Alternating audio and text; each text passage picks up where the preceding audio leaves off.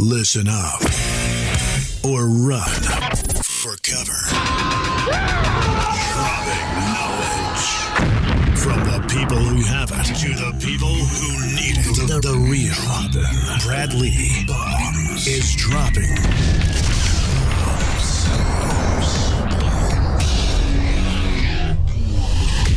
What it is, Brad Lee back again with another episode of Dropping Bombs. Today in the studio, I got a real treat for you. Folks, you may have heard of him already because he's blowing up faster than frickin' a stick of dynamite on 4th of July. But if you haven't, you will. Henry Kellem, welcome to the show, buddy. Thanks a lot. Now, Henry Kellem, folks, has a whole story I want to get into, so we're going to start we're going to not do the normal humor of dropping bombs. Let's just get right to the meat. Because, dude, I want to pick your brain. Earlier we were talking. I mean, you get a lot of that high-level shit that a lot of people don't even begin to understand, and you got it down pat. Where'd you learn it? First of all, tell me about how you grew up. How I grew up? I grew up. Because you got a story. I want to hear that story for a minute. All righty. Well, I grew up in Wallace, North Carolina. Eastern North Carolina. It's like a farm town. It's only tobacco and things like that. Grew up, my mother, single parent. She raised 5 kids on her own. My father's an alcoholic. He was never there. My brother, he got shot in the head at 13 years old, point blank range. So, you're talking to a man that was never a boy. I had to grow up fast. Like I said, I was picking blueberries at the age of 8, for $1.50 a bucket to help my mother pay the bills and things like that. We grew up in a trailer that had no running water. In North Carolina? In North Carolina. Actually, the trailer was so bad, the town had come around to fix up people's houses, and when they got to the trailer, they threw it away. I was about 14. They hauled it off to the dump, said we couldn't even live in it. My brother had got killed before the new trailer came, so he never saw it. I was at 14 at that time. But up until then, one kerosene heater, a mattress on the kerosene heater, and all of us sleeping around that one heater type thing like that. Took milk jugs across the street to fill up with water and heat it on a hot plate and kind of pour that in the sink so you could take a bath washing up like that. Now, see, what's funny is like sometimes you'll hear people, trying to exaggerate hard times. And this is the type of shit they're saying to exaggerate hard times, meaning like these are real times for you. Real times. You're not exaggerating. Like that's just growing up. That was it. Like, food stamps, and they didn't make it all the way through the month. I remember days, syrup sandwiches. We grew up on that big block of cheese, body buddies from Wick and everything like that. That's just what it was. Did you ever have bologna sandwiches without the bologna? Yeah, all of that. Those are just called mayonnaise sandwiches. Mayonnaise sandwiches, just spread it up there. And then you know what that shit they call spread? That's just spread. I don't even know what they call it. You ever heard of it? Spread? You know what I'm talking about? Sandwich spread. Yeah. Yeah, dude, like before when I was a kid, we'd just get a spread sandwich sometimes. A little potty meat here and there. Remember the little potty meat? All of that right there. Yep. How many kids were there?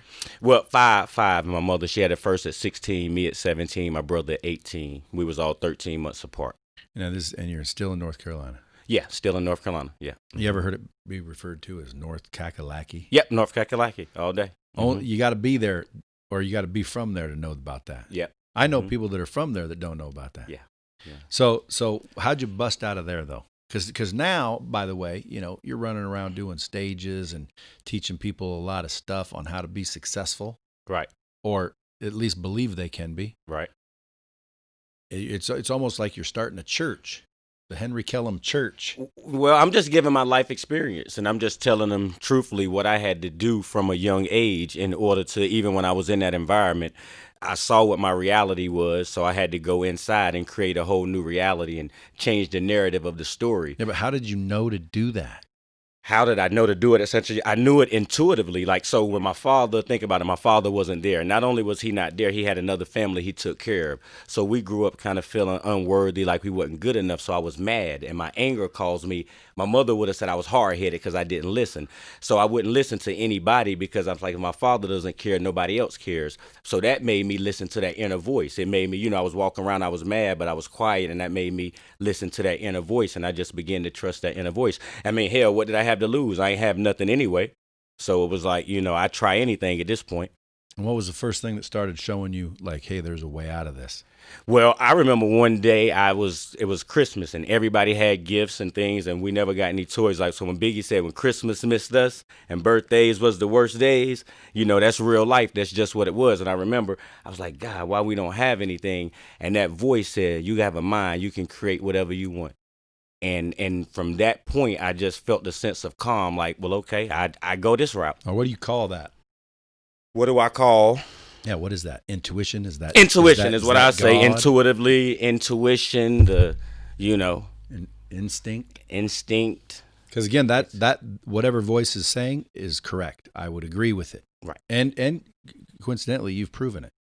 Yeah, that's what I'm saying. I had to live it. I had to look at it. So in the environment, I began to be real keen and watch people and the things they did and the results they produced. And I just was like, well, maybe not go that route and, certain things like that. And I graduated from college. And even with forming certain relationships, it was intuitively knowing who I was and just trying to make my outside world mimic my inside world, and just keep going. Well, there's a lot of people out there listening to this. We call them the bomb squad, by the way. Okay. So the old bomb squad, it's filled with people that are kicking ass and obviously people wanting to kick ass. So there's all types. What do you think the number one thing has attributed to your ability to kind of, change it? To change it, well, I would say the reason to keep going, finding out, like, what I'm saying, because you're gonna fail.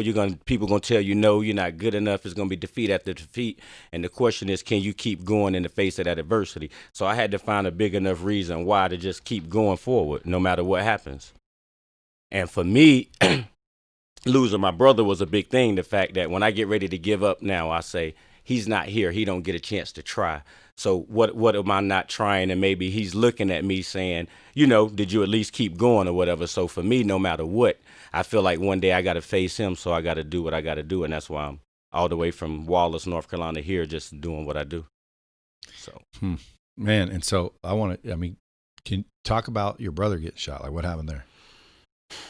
Well, of course, we don't know the exact facts, but the day that it happened, I saw my brother right before it happened, about an hour before it happened. I was at a KFC restaurant, and funny thing is, I was sitting at the window, me and one of my other brothers, and a car pulled up, and a gentleman got out, and I looked him in his eyes. I got a really bad feeling, and then my brother got out the car, and he came in, talked to us for a moment. They ordered the food and left. About an hour later, I was walking home, and a lady ran up and said, your brother just got shot, and they think he dead. And I was like, nah, I just saw my brother, and then my mother came, and she hadn't heard anything. She was like, yo, I got a really, really bad feeling. And it was a really small town. So by the time we heard ambulances and everything, and come to find out he had got shot. The gentleman that I saw him with, they were sitting at the table, and he shot him in the head, point blank range. That's a bummer. How long ago was that? How old were you? I was 14 at the time. My brother was 13. So it was all 25 years ago, September. That's one reason I'm doing what I'm doing and pushing so hard, because the next day I went and I saw him, and they hadn't made him up anything, and he had a hole in his head. I put my hand over his forehead, and he looked like he was sleeping. And I was like, you know what? I live a life big enough for both of us. I said, whenever they see me, they'll remember you. You know what I'm saying? And that was the promise I made to him. And so it's like I was been ready to take this journey, and I've been hesitating. And then when that 25-year anniversary hit, I was like, you know what? It's time for me to really tell the world this story. You know what I'm saying? So they can make sure that they remember him. And dude, I just pay it forward. And you're coming out swinging. Yeah. By the way, if anybody listening thinks, man, I like this guy, I want to book him to speak. Where do they go? Henry Kellem? HenryKellem.com. Yes, sir. HenryKellem.com. HenryKellem.com. Dude, fascinating story. Now, earlier you were talking about kind of like almost quantum physics type conversations with like, the universe and the will and the I am, which is like a Haya. Like I am is obviously there's a spiritual meaning to it, but there's also an actual scientific meaning, which is called the Haya. You know that? So like Haya, believe it or not, is like when you karate chop a piece of wood. What do people say? Haya. Okay. Yeah. Haya. There's accessing that power within. That's the way to access that power. Exactly. Yes, so I am is a Haya, right? Which is crazy because that's what the Bible says. I am Right. You know, so it's like, dude, there's all kinds of crazy stuff about I am, but that whole universal kind of spiritual, universal belief, where'd you learn that stuff? Again, I'm from the South, so the spiritual side came, naturally. It's a church on every corner in the South. But then I'm a student. I love to study. So studying science and then religion, I'm seeing how they really parallel each other. They just kind of use two different languages. So just depending on who you're talking to, but it's all the same because like you said, if we speak in I am, we could speak on a scientific term and say, well, a negative word would change the biochemistry of the brain, and then it begins to release a stress hormone called cortisol. Science knows that. And then we can also say that I am accesses the life principle inside of you, that the thing that actually gives you life. And when you say I am, you are actually prophesizing whatever it is. That's why in the Bible it says, I am that I am. Whenever you use the word I am, it's the life principle that you're speaking of. And it's creative, but make sure you don't say I am not something. Because I heard Joel Osteen say, when you say I am not, whatever you say that, it comes looking for you. So it's all like speaking into existence. We can go real deep into the word and, all that. Let's go. We ain't got long. Well, I mean, like they said in the beginning, there was the word was with God, and God was the word, because the word is creative. And if we talk about our thoughts, and we know how powerful our thoughts are, if we just talk about the placebo effect, so we know this is real. But what is the word? It's the thought expressed. You think it, therefore you say it. And so right back to scripture, as a man thinketh, so is he. So what we don't realize is that everything is happening in real time. We think the judgment is coming at another time. But no, you creating it right now. You're a conscious creator as you go. It's like you're a feedback loop with the universe. You consciously sending information back to the universe in real time. And it's projecting your reality. It's projecting your reality. So can you make via the subconscious mind? You plant the seed, the conscious mind. And the male part of you and the female part of you, the subconscious mind, impregnates it and brings it to life or whatever. And it's no matter whatever it is, it creates it. That's why the words are so important, because the subconscious mind is always listening, and it's going to produce the reality that you think about yourself. It has to. Dude, and I can vouch that you don't follow me or anything like that, but like I just said this on a keynote I did in Beverly Hills the other day. I said, listen, because they were talking about introductions, you want to make more money, meet more people, right? So how come you don't want to meet more people is the question, because you know that meeting more people will pay you more money, but you don't want to meet more people. So why? Why don't you want to meet more people? And you boils it down to, they don't even like themselves. They don't think they're worthy. And deep down, it's subconscious. Yeah. Right. It's a subconscious belief. And that's why I say my whole platform is about creating awareness, because the subconscious mind was formed when? From an age of about 2 to 7. You didn't have a say-so in the matter. Your brain was in like a hypnotic state to where you mimic the environment, and you don't have a filter and no discernment. So you just picking up things, and 95% of your life is ran by the subconscious mind. So if you're not conscious of it, then it's below your awareness, subconscious. So you don't even understand that you're sabotaging yourself. So first we got to create awareness of it. We know what the subconscious mind is. We know where those beliefs was formed, because the beliefs drive our behaviors, which form our life. So first is understanding the subconscious mind and how it works via. So now you're traveling the countryside, teaching everybody how to do this? Just trying to create awareness of who we are, so we can change our perception, so we can create a different reality. And nobody's happy. So evidently it's something that we're not getting. Yeah. Well, what do you think it is? CBD? I think we need to know who we are. Create that self-awareness of who we are, so we can better relate to ourselves. We understand. Let me ask you a question. If I gave you $50,000-$60,000 right now, you wouldn't walk down the street and just give it to anybody or spend it on anything just because I gave it to you, right? Yeah, well, you're talking to the wrong dude for that. Well, the average person. But you get 50 to 60,000 thoughts a day. What are you thinking? Your thoughts are energy. You're giving away your energy. Look at your thoughts, and energy is money. So now you might protect the investment a little bit more and become conscious of what you're thinking, so you can begin to create the reality you want. Have you read The 4 Agreements? Yes. How do you like that book? I love it. Would you recommend it? Yes, I would. See, now in your virtual training system, you're going to tell people to do it, and we'll have a link to it so they can just click a button and have it brought right to them. Right. And then you just happen to get a little extra money. Nothing wrong with money, is there? It's crazy you ask. I just did a webinar, and that's the book I had Start With Why was one that I recommended, and then the other one was going to be, Simon Sinek. Yep, Start With Why. Again, something to drive you past those fear of failure and, to get you out your comfort zone, because that's the only place you're going to grow is outside of your comfort zone. Will Smith said you got to live at the edge of your comfort zone because you want that pressure.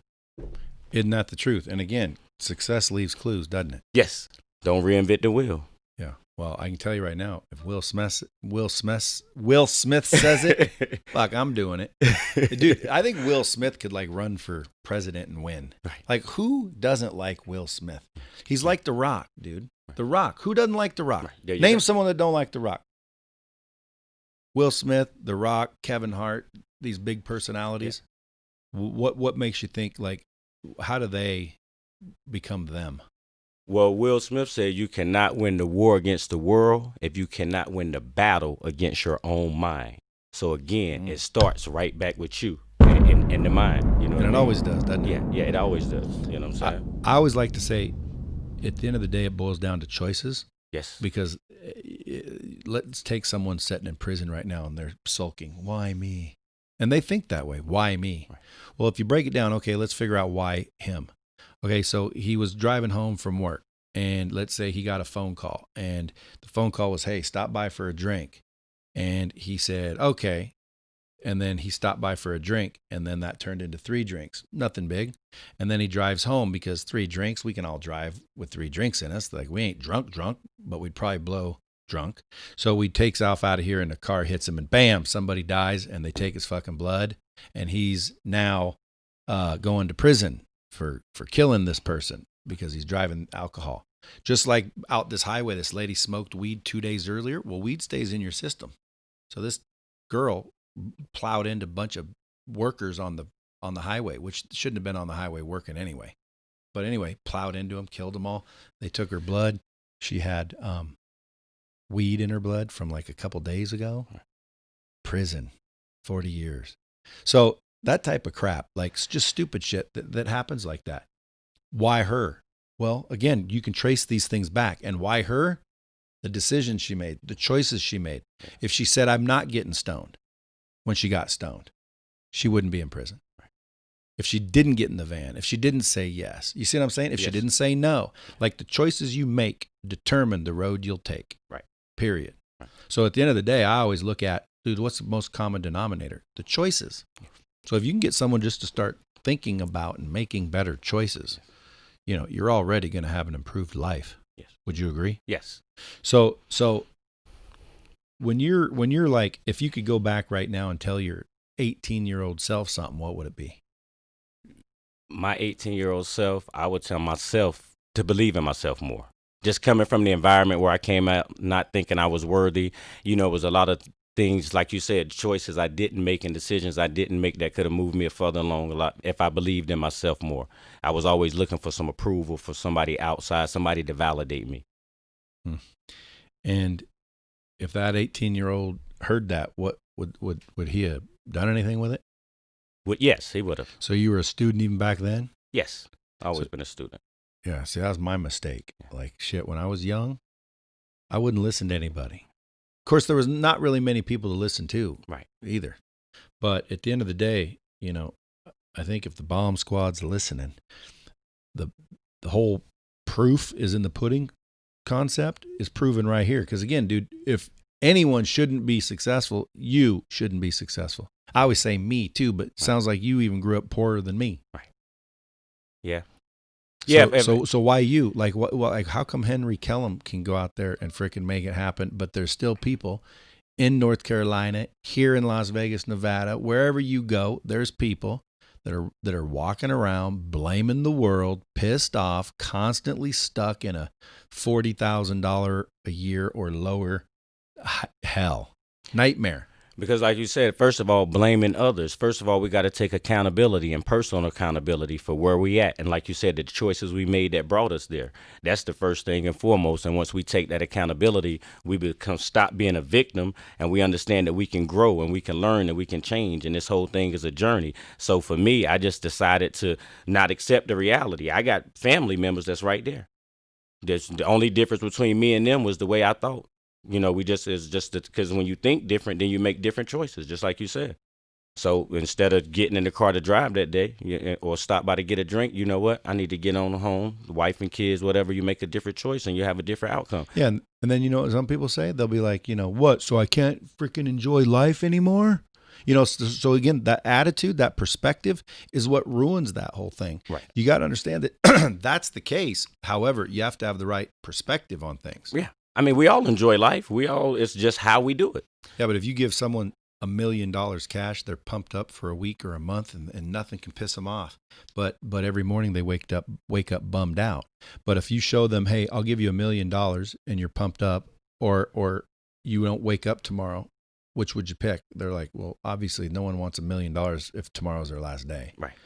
So life is more important. Life is more important. Well, then every morning you wake up with the news you're getting life. Why wouldn't you be that excited? It's a gift. It's a present. You got to find meaning in life. Like when I was there, I had to take the struggle that I was in, and I said, what if the kid that started with nothing could make something? What if I wanted love, and I wanted somebody to be there for me, and it never came? So I said, okay, I just be that to the world. And in that, I gave my life meaning. And now, of course, I got things I want to accomplish, but the journey, me stepping out, I'm sitting here talking to you because I took a chance on me to just tell my story for whoever it could help, So they say it's better to give than receive. Why don't we all be givers to humanity and see what we can give instead of always trying to get? The world taught us to get. Seriously, all jokes aside. But look, you can't, when it comes to love, you experience it. You can't hold it. It's not tangible. Joy is an experience. You see what I'm saying? Mm-hmm. So maybe we should try to experience those type of things. And that's why I said change the whole course of humanity and where we're going, because what we've created, you want more of it, keep doing what you've been doing. If you want something different, you got to change. Everybody wants something different, but nobody wants to change. You just want to wake up tomorrow and be rich and have everything you want, but you don't want to do anything. Isn't that the truth? People aren't willing to do the work. They aren't willing to do the work. Instant gratification. They want it overnight. Or they're not willing to do the work long enough. Right. Yes. Yeah. I mean, I've seen a lot of people say they want to be rich or successful, but not necessarily map their actions to that. You know what I'm saying? That's all right. Don't worry about it. That might be my phone. So. You know what I mean, though? Yeah. So, yeah, it's all right. But at the end of the day, question is, if I'm out there listening to this, I'll be thinking, because what I try to do is figure out, what are the nuggets that you learned along the way? So like you already you just said that you would tell yourself to believe in yourself when you were younger. It took you longer to learn to believe in yourself. You wish you'd just started earlier. Right. And that would be the big difference. What's another one of those? Yeah, I'm sorry. Other than believe in yourself was how you do anything is how you do everything. So, hold yourself to a higher standard in life or whatever. You got to demand more of yourself. Nobody in my family went to college, but I knew if I wanted to do something different, I had to do different things. So I furthered my education on my own. It was nothing demanded of me. I never had a curfew. It was never sit down and do this. My brothers didn't graduate high school and things like that because, they chose not to, of course. But I knew if I wanted to do something different that I had to keep going. Some of those sayings that you hear out in the world, like that one, to be specific, how you do anything is, or how you do one thing is how you do everything, or what do they say? Meaning, what they're really trying to say is, if you slacking in one area of your life, most likely you slacking somewhere else. Yeah, but when they say if you do it one way, you're doing it every way. I don't. Again, that's one of those I don't agree with. I don't agree with money doesn't make you happy, and I don't agree with that one. Only because I think I've proven it different. Like,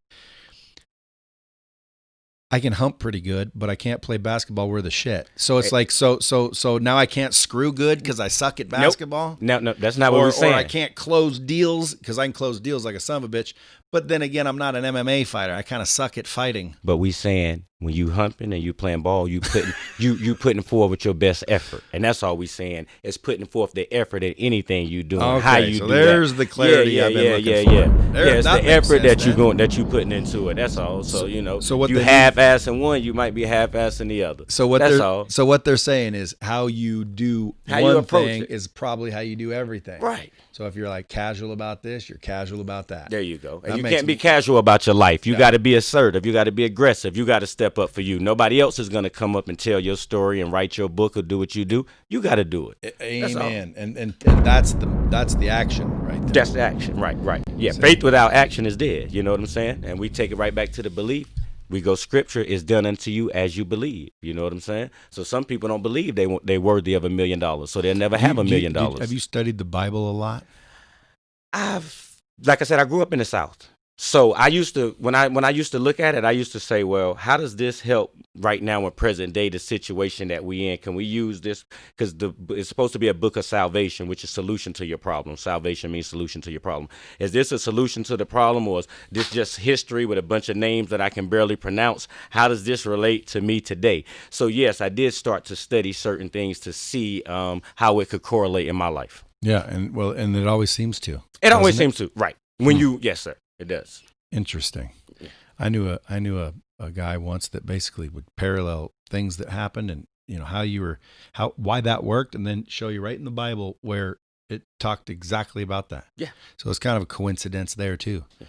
So after you kind of, well, let's say busted out, like where did you end up? Like where do you live now? So, well, now I live in L.A. I graduated school and I went to North Carolina Central in Durham, and then I went to Charlotte for about 10 years. In Charlotte, I opened a gym, did some real estate partnership with Roof Chris Steakhouse on doing a lot of private events to where we used their venue, and we did that for like 10 years. And then I came to L.A. to keep chasing these dreams, that vision of myself that I'm trying to be. And it said, without the vision, the people perish, right back to the Bible. Because why? When I was in that environment, if I accepted that reality, then I wouldn't have done much because I knew I was going to make something. I had that vision. I kept tracing it. And sometimes people they plant the seed today and they want to see it today. But what does it say? The vision has its own appointed hour. It will ripen. It will flower. If it be long, then wait. For it is coming, it will not be late. Your job then is just to walk. Your job then is just to walk in faith that it will happen and keep doing what you do. Get out your comfort zone, meet the new people, do whatever it is you got to do, and one day it will materialize. Where's that at? That's a good one. Whatever you just said. Yeah, that's there. That's all in the Bible. That's all scripture, and it will materialize. You know? That damn near sounded almost like verbatim. Something about light speed. Like, dude, it's coming one of these days, no matter what. No matter what, yeah. And our job is just if you think like that, dude, that's what happens. Yeah, it does. And just to walk in the faith and keep it doing. So that's what I'm doing now, just chasing that vision that I have internally of myself. So if the Bomb Squad can help out Henry Kellem, what would they do?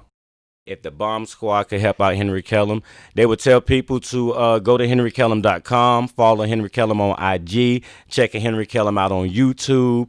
Everything, all HK is the new wave. Join the movement, become a high-frequency member, and believe in yourself. And if you need a little inspiration and motivation, check me out. I got you. Dude, and listen, he's got all kinds of people reviewing, talking about they were down in the dumps. Now they're killing it. So it's almost like you got a little freaking cult started, little freaking gospel group. Yeah, well, but it's also, what if someone's thinking, oh man, this guy's gonna try to make me love Jesus? It's not even about that. It's not even. It just happens. It just happened to correlate with that. If you need that, it's all science backed and everything. It's just like, oh, that's what they was mentioning when they said that. But isn't it crazy that you can see scriptures that say it, and that'll cause some people to go, oh, this is hogwash. Right. Well, dude, look, if 2,000 years ago these writings are still true today, what would that tell you? Yeah. Success leaves clues. Yes. So, folks, you heard him. If you guys want to go deeper with this man, go to henrykellem.com, KELLEM. What's your Instagram handle? Henry Kellem. Henry Kellem, folks. Yep. Go check him out. Give him a follow at least. Make sure you hashtag Bomb Squad. And if you're, an organization or a group listening, you want them to come speak at your event, dude, this guy packs the house, gets people crying, jumping up for joy, hugging each other afterwards, long lines to freaking get his signature. When's your book coming out? It's coming soon.